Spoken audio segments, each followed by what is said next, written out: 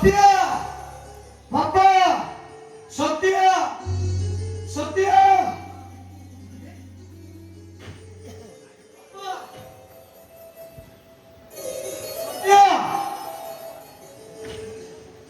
ବାପା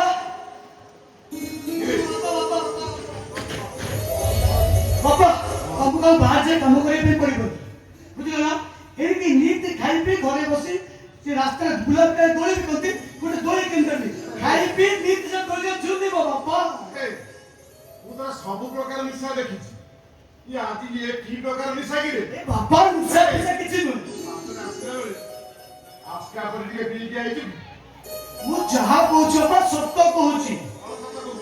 କଣ ସତ କହୁଛୁ ବାପା ମୁଁ ଚାକିରି କରି ଆସିଛି ଚାକିରି ପାଇଛୁ ହଁ ବାପା ମାସକୁ 60,000 ଟଙ୍କା 60,000 ହଁ ବାପା हे जगन्नाथ ତମକୁ କୋଟି ଦଣ୍ଡବତ ପ୍ରଭୁ କୋଟି ଧନ୍ୟବାଦ ବାପା ଏସବୁ ଯାହା ହେଇଛି କେବଳ ଆପଣଙ୍କ ଆଶୀର୍ବାଦ ପାଇଁ ବାପା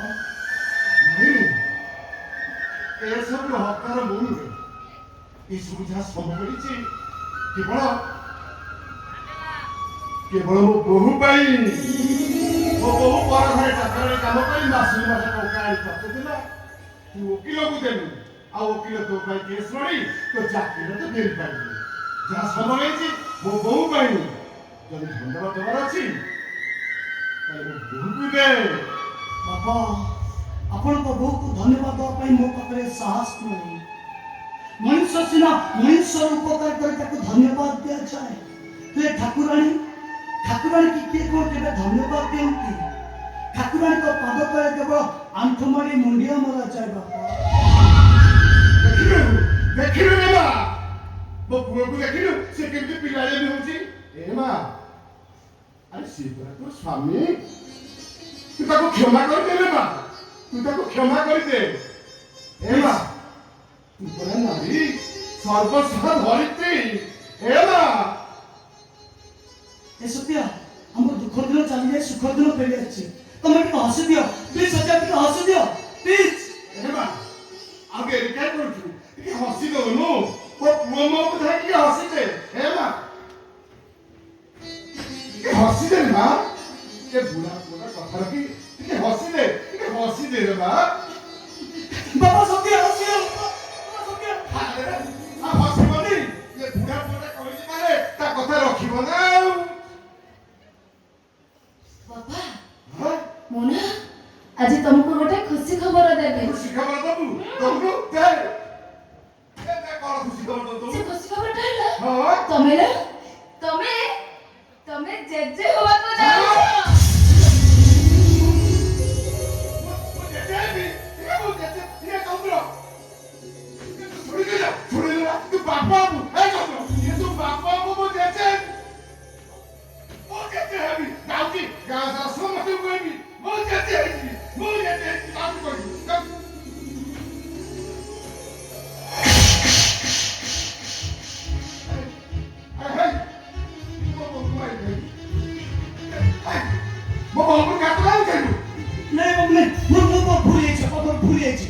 ବାପା ଆମର ଟିଭି ନାହିଁ ତ ସେ ଡକ୍ଟର ବାବୁଙ୍କ ଘରେ ଟିଭି ଥିଲା ହଁ ସେ ଟିଭିରେ ଗୋଟେ ଏମିତି ନାଟକ ଥିଲା ହଁ କଣ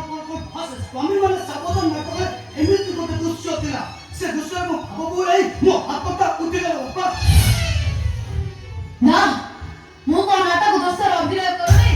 ମୁଁ କୌଣସି ସଂଳାପ କହୁନି ମୁଁ ଯାହା କହୁଛି ସବୁ ସତ କହୁଛି କୋଉଟା ସତ କହୁଛ ତମେ ମୁଁ ବାହା ହେବି ଏଇଟା ସତ ମିଛ କାହିଁକି ମିଛ ଆରେ 2 ବର୍ଷ ହେଲାଣି ବାହାଘର ହେଇଗଲାଣି ଘରେ ରାତିକି ରାତି ବି ରହିବେ ମନଟା ଯାହା ମୋର ଟଙ୍କା ବୋଲି କଣ ହଉଛି ଆରେ ଭଗବାନଙ୍କ ଦୟାରୁ ଯଦି ସେତକ ମୋ ଘରକୁ ଆସେ ମୋର ରାତିକି ରାତି ହେଇଯାଏ ଏଥିରେ ତ ତୁ ଖୁସି ହବା କଥା ତୁ କାହିଁକି ଟେନସନ ହଉଛୁ କାହିଁକି ବାପା ମୁଁ ତମକୁ କେମିତି କହିବି କେମିତି ବୁଝେଇବି ମୋତେ କିଛି ବୁଝେଇବା ଦରକାର ନାହିଁ ମୋର ରାତି ରାତି ଦରକାର ମୋତେ କିଛି ବୁଝେଇବା ଦରକାର ନାହିଁ ବାପା ଆମ ବାହାଘରକୁ 2 ବର୍ଷ ବିତିଗଲାଣି ଏଇ 1.5 ବର୍ଷ ଭିତରେ ଆମ ସ୍ୱାମୀ ସ୍ତ୍ରୀଙ୍କ ଭିତରେ କୌଣସି ଶାରୀରିକ ସମ୍ପର୍କ ନାହିଁ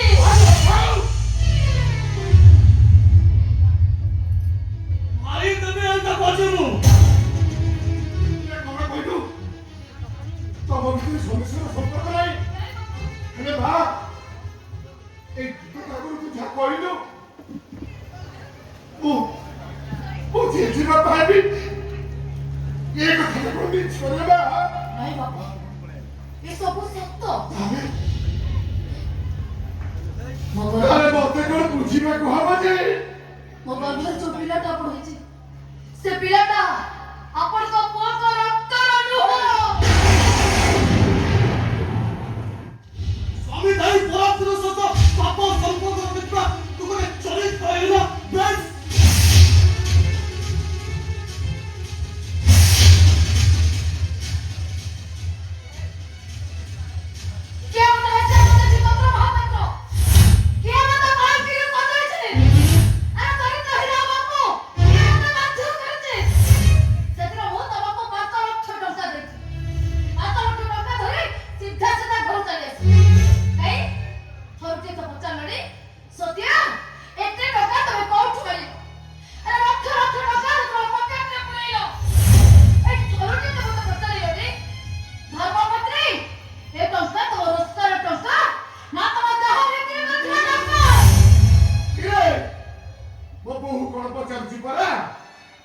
କଥାର ଉତ୍ତର ଦଉନୁ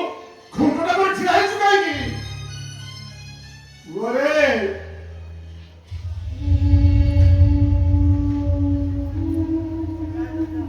ସ୍ୱାମୀ ସ୍ତ୍ରୀର ସମ୍ପର୍କ କୋମଳ ପ୍ରଜାପତିଟିଏ ଜୋରେ ଚାପି ଧରିଲେ ପ୍ରଜାପତିଟା ମରିଯାଏ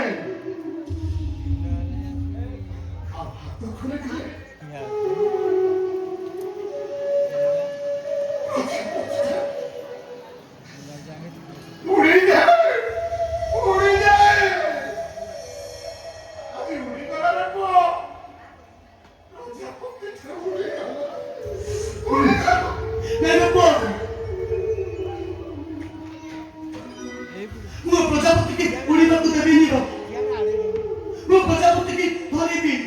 वो हाथ पापुनी रखिबी वो प्रजापति ने बेसी दूर जाइनी बापा वो प्रजापति वो हाथ पांच करे अच्छे वो प्रजापति के वो बाहु बंधुने रखिबी बापा आसो କୁଆଡ଼େ ଯିବି वेलकम କାହିଁକି ଯିବି से गंगोटाକୁ ନଷ୍ଟ କରିବାକୁ ନା ଯିବି ହଁ ଯିବ ଅଳ୍ପ ଯିବ ଏବେ ଯିବ ଭଲରେ ନେବାରେ ମଙ୍ଗଳ ଯିବ ମୁଁ ତମ ସ୍ୱାମୀ ପଛରେ ମୋ ସହ ମେଡ଼ିକାଲ ଯିବ ସେ ଗର୍ଭଟାକୁ ନଷ୍ଟ କରିବ ମୁଁ ଯଦି କହେ ତମେ ମୋ ସ୍ୱାମୀ ନୁହଁ ବୋଲି ମୁଁ ଯଦି କହେ ମୁଁ ତମ ସ୍ତ୍ରୀ ନୁହଁ ବୋଲି ଏଇଠି ତମ ଆଖିର ସାମ୍ନାରେ ଏ ପଖା ଶୀଘ୍ର ଖୋଲି ମୁଁ ଯଦି ବିଧବା ହେଇଯାଏ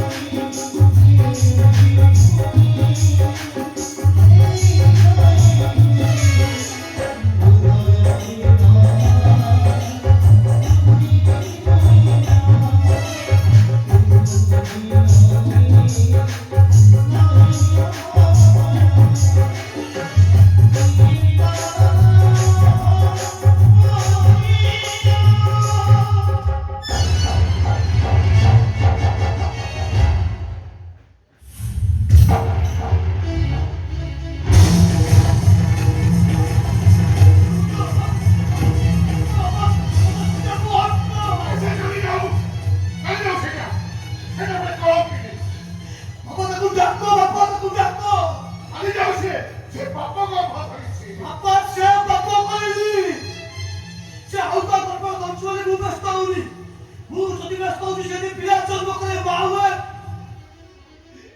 ସେଟା ପାପ କହିଛି ଚାଲିଲା ସେଠି ପାପ ସେ କରିନି ବାପା ପାପ ମୁଁ କରିଛି ମୁଁ ଜାଣି ଶୁଣି ତାକୁ ସ୍ତ୍ରୀର ଅଧିକାରରୁ ବଞ୍ଚିତ ରଖିଛି ମୁଁ ଜାଣି ଶୁଣି ତାକୁ ସ୍ୱାମୀର ସୁଖ ଦେଇନି ଆରେ ସବୁ ତ କରିଛୁ ଆଜି ଏମିତି ତ କରିଛ କାହିଁକି ବିକଳ ହଉଛି ଏଇଥିପାଇଁ ଯେ ସେ ଯଦି ପିଲା ଜନ୍ମ କରେ ମା ହୁଏ ତାହେଲେ ଶୁଣ ବାପା